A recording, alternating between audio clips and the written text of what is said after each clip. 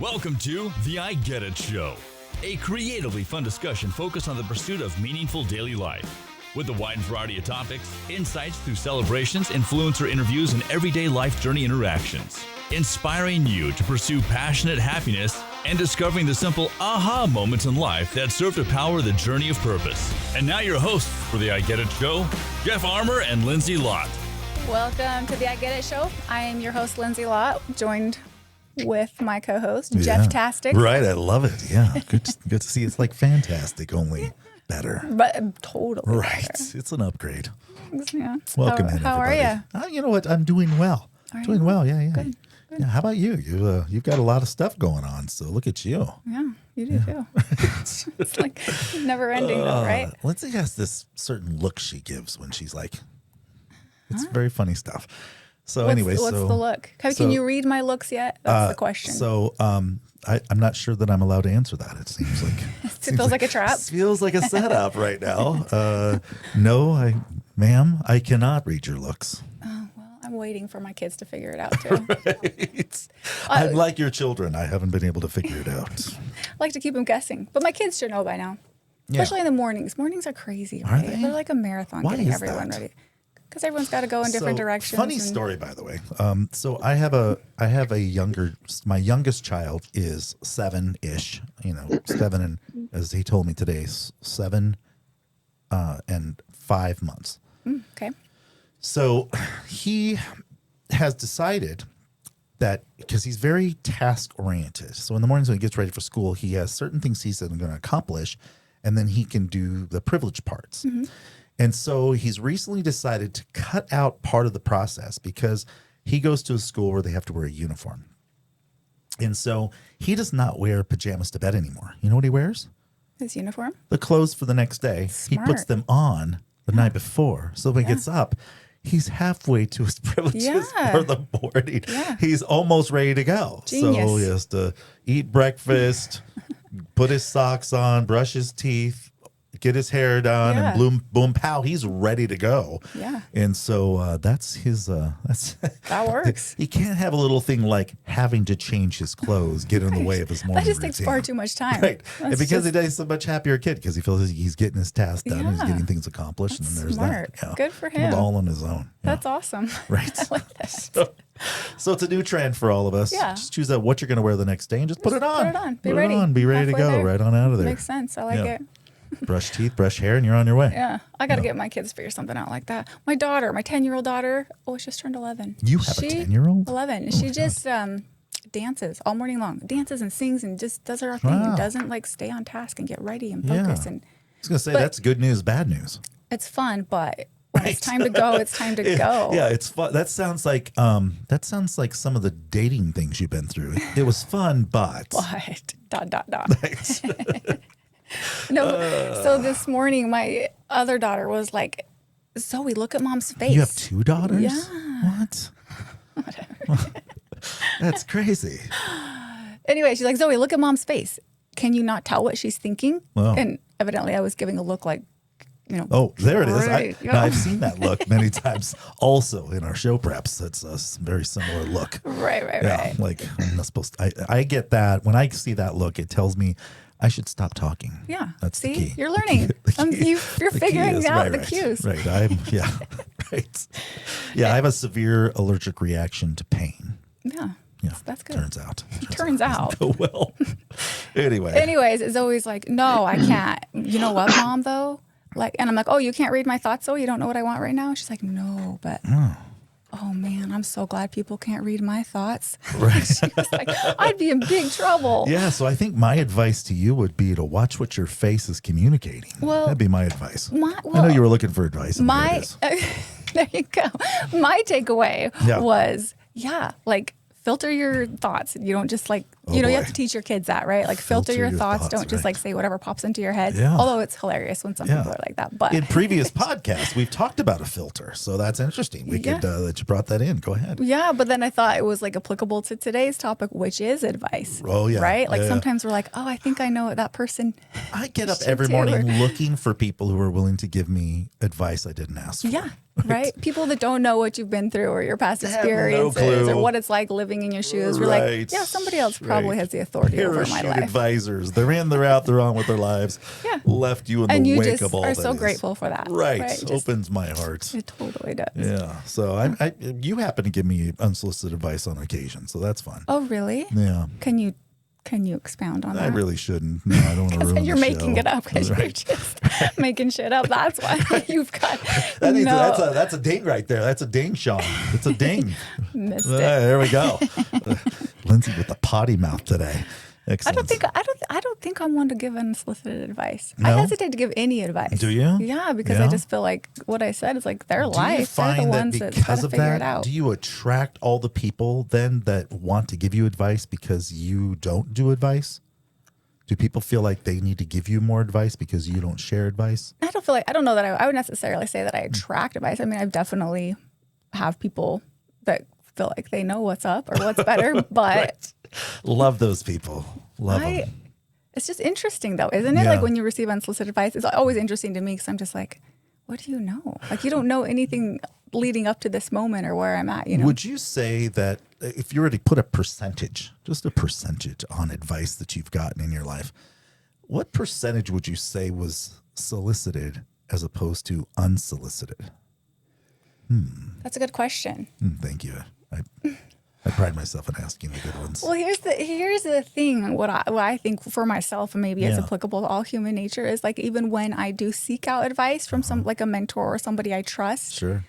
I feel like deep down I already know the answer. I already know what I should be doing, and it's more about like seeking validation or seeking support, Confirmation, maybe. Yeah, right, and like seeking support in taking those next steps, maybe.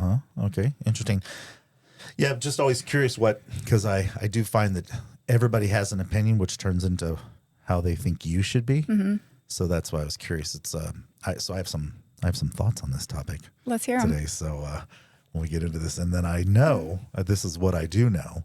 Our show moderators, always seem to have their own set of solicited / unsolicited advice for us. So a little later on in the show, we can check in and see what kind of comparative analysis that B. Weiss has for us. Yeah, I think so there's fair. that. So when you happened upon talking about unsolicited advice, what was on your mind today when you said, "Hey, this is what we're going to talk about"? When I was thinking about it, I'm like I said, I'm not one to offer advice, unsolicited. But so I was curious. Unless you're really comfortable with the person, because you, like I said, you seem to give me advice all the time. Like you cannot continue to say that unless you can back it up, because I don't feel like I do. A lot of advice she gives me is you should stop talking.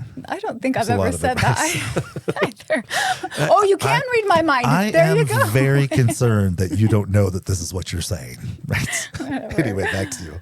So what I was thinking as I was preparing for today's show was like, what makes people think they have a right to offer unsolicited advice? Like, where is their mindset? What do they think that is there like a superiority there that they they think they have the authority to know what's best for other people? Or like I honestly am a little bit curious as to why someone would think that their advice, unsolicited advice, would be of benefit to somebody else. Yeah. Well, or what drives them to want to do that. And there's possibly a lot of reasons, right? Some people just, if they're not talking, then they just don't find time to be valuable. Other times, I think people are wanting to be helpful. They just don't know how to be helpful. And so they're trying to find something to contribute, because it's really hard when someone is in something and you don't know what to do, how to help. And so you just kind of take a stab at it, right? So there's that. And I think there are other times when we aren't ready to receive the advice that someone has that may be really, really helpful for us. So I think there's all kinds of ways to do it. And I think in today's show, maybe we can unravel some of those opportunities where we can decipher what to do about unsolicited advice. Because sometimes I think that even when you're not asking for the advice, there may be opportunity for growth in that moment, no matter what. So anyway, lots of things to talk about. Lots of things. Should we see what B. Wise has to say about it all? Should we? Yeah. Is it time? Let's check it out. Something we should do? Yeah, so how is he going to compare these things, do you think? I don't know. Welcome. B. Wise, welcome in. Yeah, thanks. You're wise to come to me, as I always say. So this is you guys. This is you. You look fantastic today, Thank guys. you. And Right. Yeah, I like to think of myself as the show's eye candy. So thank you for that. Thank Me you. too. Yeah, and those listeners. There's Don't Sean. forget Sean. Sean. Sean. They all sound fantastic too for the listeners. Oh, thank you. Yeah, I think it's the docile tones we use. Yeah, docile tones of reason. It's great stuff. So Jeff, I have just a comparison. For example, you said that your son wears his clothes that he's going to wear the next day. So by comparison, I've woken up in clothes that I wore the night before. Yeah. So it's the same, but completely different. Y'all have played a little joke on the Be Wise Man today, and I think it's very funny, very funny. And we can check the replay because at the last podcast, the last one, we can go back and check that today's topic was supposed to be comparisons. Well, our podcasts aren't necessarily in a row. You can pick or choose the shows that you want to listen to in and out. You can listen to episode 2 and then episode 12 and then episode 1 and episode. They don't really go in Don't order. look at me. I'm going to stay out of it. This is between you two. Yeah. So. Well, it's funny because I do like to prepare for the show. I don't like to just. That's why we're asking about how do you compare this situation. So talk to us about that. Yeah. So I've prepared for comparisons, like apples to apples, for example. Yeah. I've compared. We're very excited about this topic. Yeah. Some people even say apples to oranges because it wasn't a good comparison. But I like to say apples to pineapples because it's the same except completely different, like Jeff likes to say. Right. Completely different. Yeah. So it's advice, unsolicited advice. I don't really have much to say on that topic. So. Just apples and pineapples. Have you ever experienced it? Unsolicited advice? Yeah. On a daily. And how does that compare? How does that compare to the times when you have received solicited advice? Well, I try not to do that. For starters, try to stay away from the solicited advice. Yeah. I don't care anymore. I'm at the age where it is what it is. Oh man. So, yeah. Unsolicited though, it happens on the daily. Yeah. How do you handle it? Like, how do you respond? I'm in an undisclosed location. The listeners and viewers may not know, but I'm not in studio and I'm not anywhere near where y'all are. I'm actually in a campground, undisclosed campground. And they have a very strict policy here of 5 miles an hour. And I'm probably 4 miles from being able to get out of this campground. It's a big campground. And so driving 5 miles an hour for 4 miles tests the bounds of patience. Yeah, I would imagine. It takes you 55 minutes to get on out of that campground. 2 hours later. Yeah. Is that because most of the people that you hang out with drive those like those scooters, like those medical scooters? What are they called? Oh yeah. Is that why? Yeah. I know you have one of those. They do. They do have those, and I've seen many of those. And they go 5. They actually go 5. But my truck, it's very difficult to keep at 5. And driving that distance. So the ranger pulled me over as I was exiting the campground yesterday. And he pulled me over and said, I was clocked going faster than 5. And that I need to slow it down, mister. So that was some unsolicited advice that I had some choice words. So how does a ranger pull you over? Does he have a light or does he like make the sound, like the siren sound? I was driving up and he did this to me. And just I was wave. thinking, next time just wave. I was thinking I had like something coming to me. So I have some advice for you next time this happens. I have some advice. Perhaps next time when this ranger stops you and he starts speaking to you, you might mention to him that you don't hear so well and continue to have him to raise the volume of what he's saying until it looks like he's screaming at you in the campground. Yeah. How's that? Yeah, it was a thing. And they have the ability to kick you out of the place. So I had to really bite my tongue. Oh, so unsolicited advice came and I bit my tongue. Ranger has some power. Now, would he then be described as a Power Ranger? Yes, Power Ranger, also named Rick. So he's also Ranger Rick. Power Ranger Rick. Interesting. Yeah. So how does this particular undisclosed location compare to other undisclosed locations that you've been in? Well, it's nice. It's really nice. It's very cool. It's very nice. It's just a little on the chilly side. We are chasing the sun, And while the sun is here, it's still chilly sun, and I'd rather be further south in the sunshine, I see. warmth. Yeah, great But story. it's nice. It's a nice place. We're leaving next week, so. Oh, great news! Thanks for catching us up on that riveting information. Be Go wise Power today, Rangers. right? Very exciting. Yeah. So Unsolicited advice. right. So if you were to just in the middle of the show here, if you were to actually give any type of, because she hasn't asked for it, but I thought maybe if you had a word of advice for Lindsay today, what would you bring to the table in this segment? Keep it up, girl. Oh, thank you. Keep it up, girl. Okay. Yeah. I know where not to cross the line, Jeffrey. See? I see. Yeah, he knows. Yeah. You know, and I've always said this. So this is a challenge that I think that a lot of us do not get credit for. There are many times when people say things in life, and people will point out the things you respond to, things you say back to them. But you never get credit for the things you don't say, but could have said. Right. And so for me, there are many things I could have said. Yeah. And then I got no credit, no attaboy for just watching what I say. Kudos, Jeff. Thank you very much. Thank you. Not saying those things that are going on in your Right, head that you want to right. say. Thank you. Thank you for that advice. So then in your world, would you say that you have experienced really trauma-filled unsolicited advice? Have there been times when people have said things to you that have like lasted for hours or days or even weeks?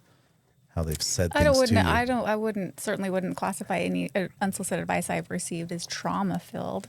Usually, if I receive unsolicited advice, I can just kind of tell them to go to hell and move on with my day. You know what I'm saying? Like, it doesn't really like. So Lindsay's way of handling unsolicited or just advice. like let it roll off your back, and but you're saying that sometimes unsolicited advice is valuable. Like, there's value in it, but I feel like the person that's a recipient of it, they have to be open to it, and I'm not open to just anybody's opinion, or because I don't think it's valid. I don't think they have a grounds to stand on without knowing my background or my past experiences. Yeah.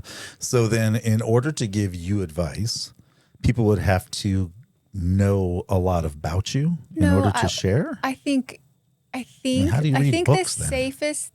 What do you mean? How do you read books? There's advice in books that authors never met you. But I'm reading it. I'm the one that, you right? brought Like, it I've into your invited world. it in. And I think that, like, when you were saying, like, sometimes we don't know what to say or we don't know what to do when someone's in a situation, just say that. Do you want any advice right now, or do you want me to just listen to you? Right? Yeah. Like, I think that's a safe approach because sometimes people, if you just go in and start telling someone what to do, it's not always going to be well received or heard or accepted. Okay. But I think letting them know you see them, you understand, you can see where they're at, and if they want advice, you're willing to talk it through with them or be there for them. But just coming in and offering unsolicited advice, I think is a little, for me, it feels like a little intrusive and abrasive.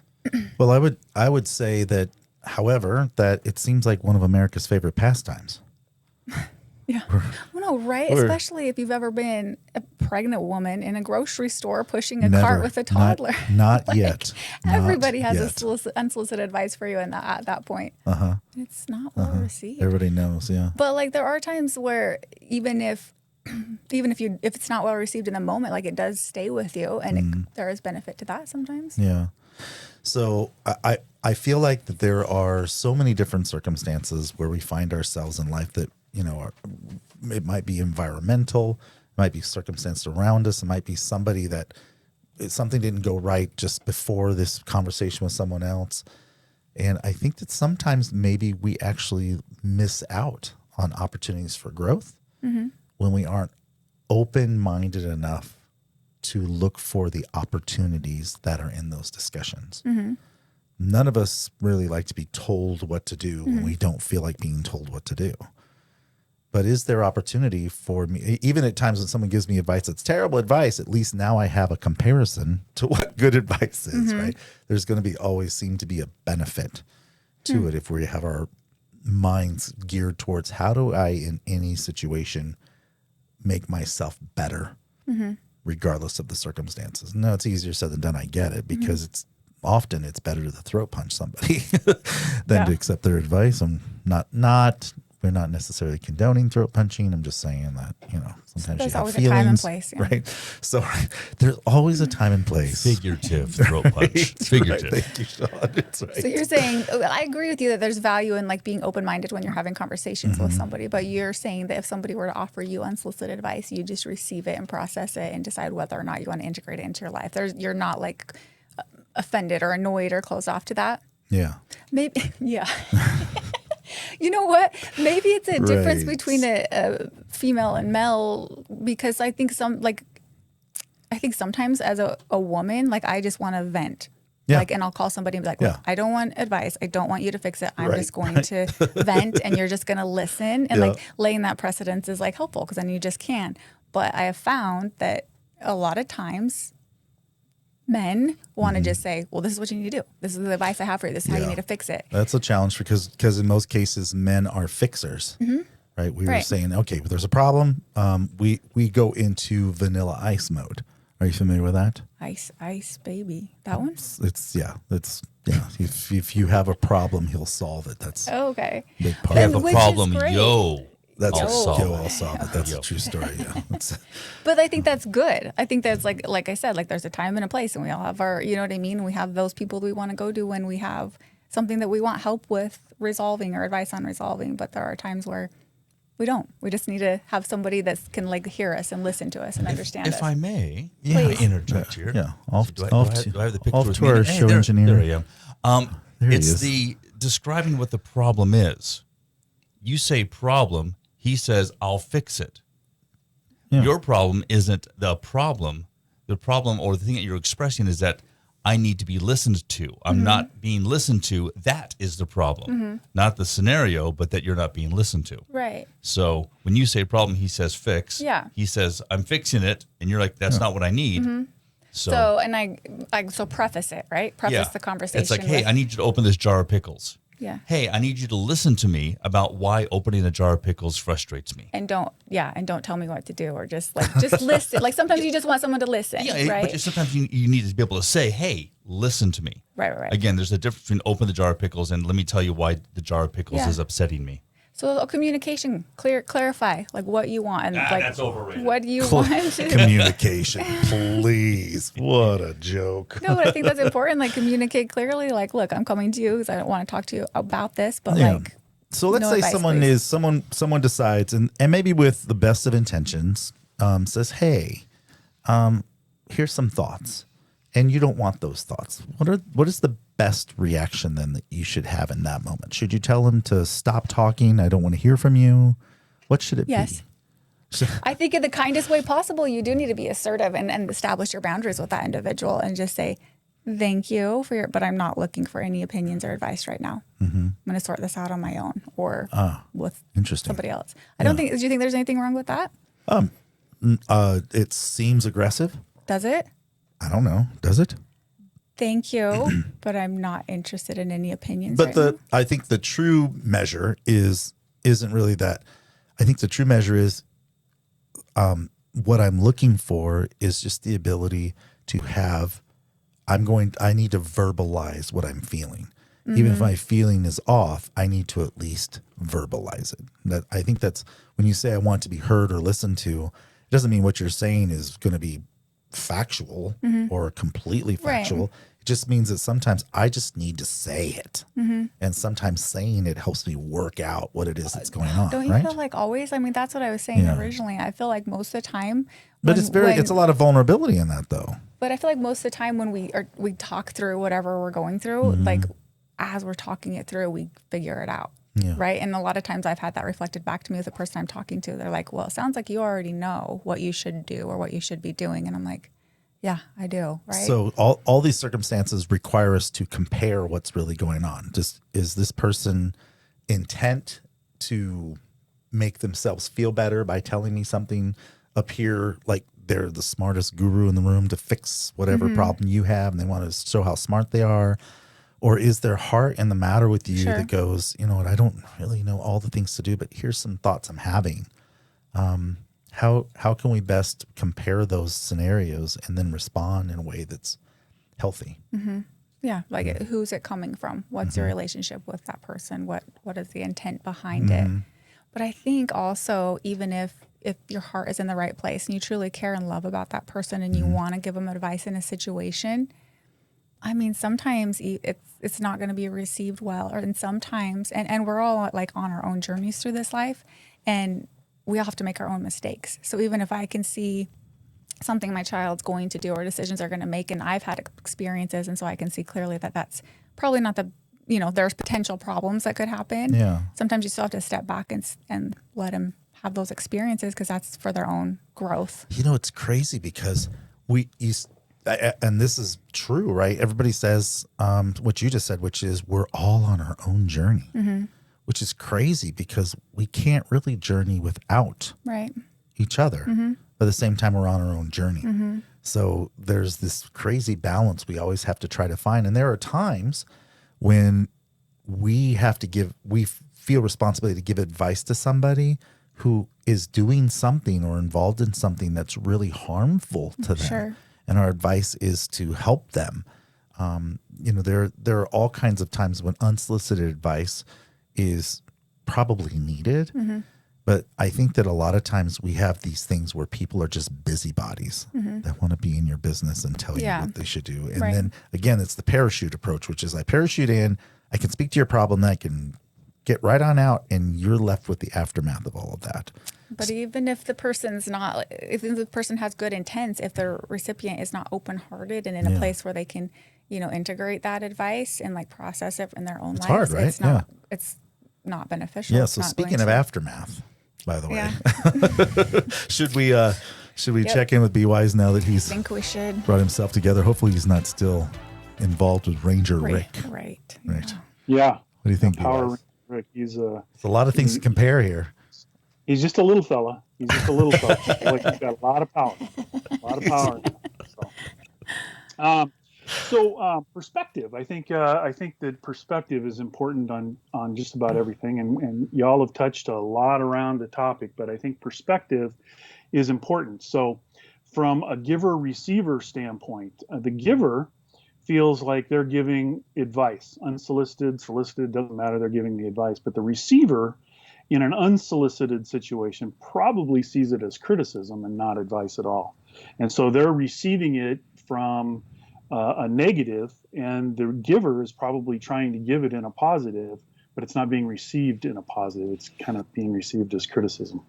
So I hope you don't take offense to that, Jeff. Criticism. To be honest, I was just trying to open up my heart to hear what you have to say. I was taking Lindsay's unsolicited advice to listen more intently to you. So thank you for sharing, Brian. Yes, you're welcome. Communication is important too. I think Lindsay touched on that. And that's it. In the lack of communication, we're left to form our own opinions about what's going on, the reality of the situation. We're forming it on our own. And so being able to communicate is always the best option, especially in trying to have a long-term relationship. And so, again, the person that's giving that advice, if you've communicated clearly your intent with what you're trying to communicate about, but it's oftentimes we get these unsolicited comments, and we don't have the opportunity to form that communication outline. So, great topic. So when you are in a situation where someone is telling you things they think you should be or do, and you haven't asked for it, would you have any advice? This is solicited advice now, Lindsay. Yeah, gotcha. Would you have any advice on how one should respond to that in a way that is healthy and perhaps doesn't allow us to miss opportunity for growth? Yeah. Well, for me, it's mood dependent. If I'm not in a very good mood, I'm going to react completely differently than if I'm fed and slept well. Yeah. What all substances you have, yeah. Right. Yeah. Right. So it's very mood dependent for me. So Ranger Rick comes up and gives you his opinion on your speed. Yeah. If your mood. Well, this is after 20 minutes of driving at 5 miles an hour.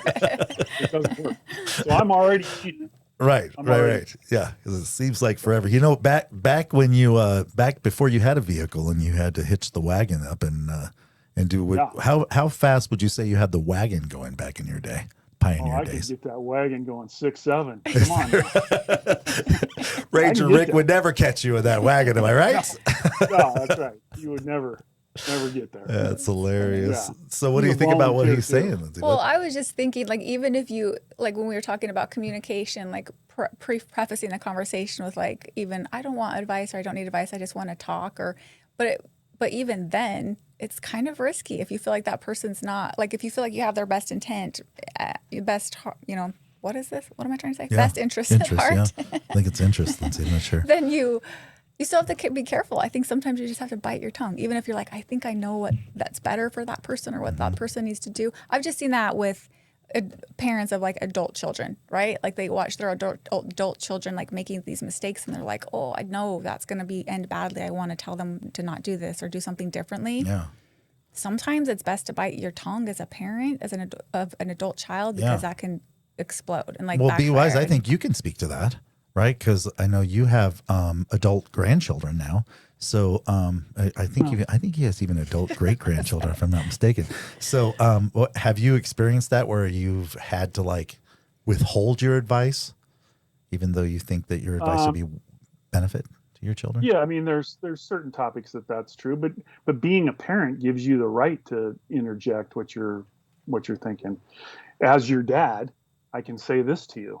Mm-hmm. And so you can preface it with that information. I have the right, I have the obligation to explain this to you as your dad.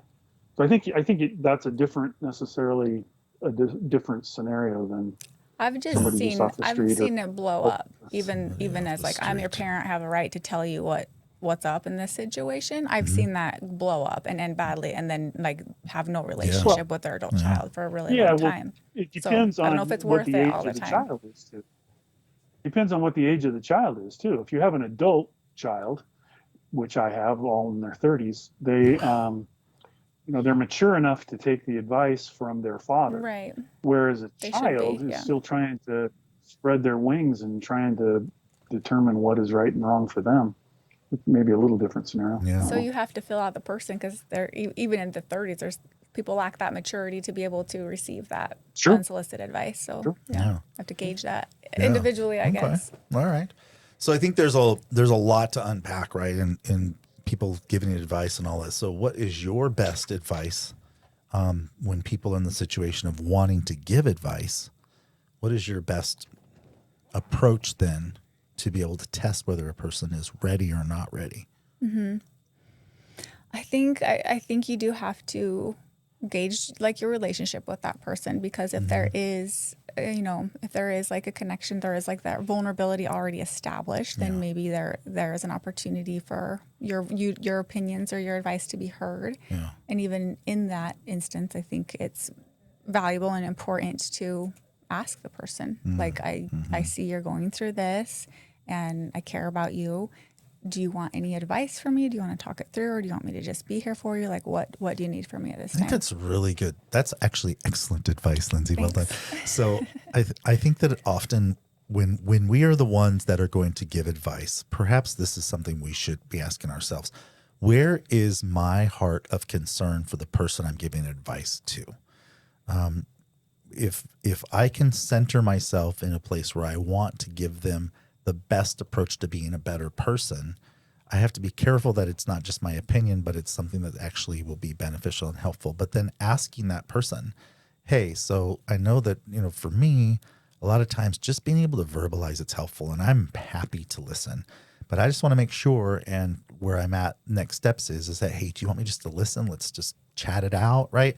Or would you like to know kind of what my thoughts are on that as well, and open that up to the discussion? In most cases, I bet you people would say, well, yeah, but I like that. And it just goes back to previous things we've talked about, establishing that expectation within that moment, within that relationship, within the context of whatever's going on, right? Like, what do you need from me in this moment? Yeah.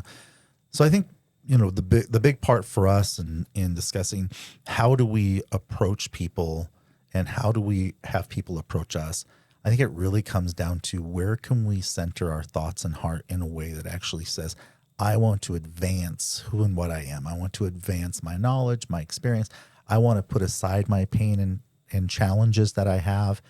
And there are so many things I've learned in life just not even ready to learn them. They've just come from different circumstances. And so perhaps that's a good way for us to approach when we're going through things and having challenges, looking for opportunities to say, I'm looking for hope, and having our heart open to hope in most situations would be very beneficial. What do you think? No, I think you're right. I think there is like a balance of having openness, open mind, open heart, and knowing where your boundaries are for yourself.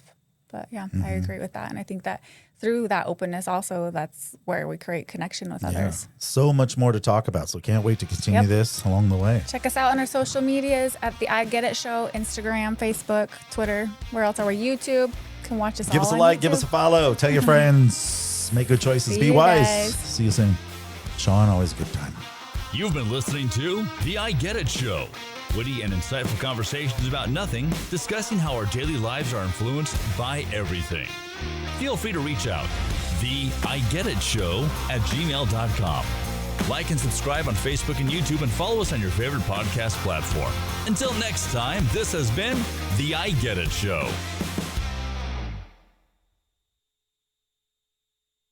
This has been a production from a podcast studio.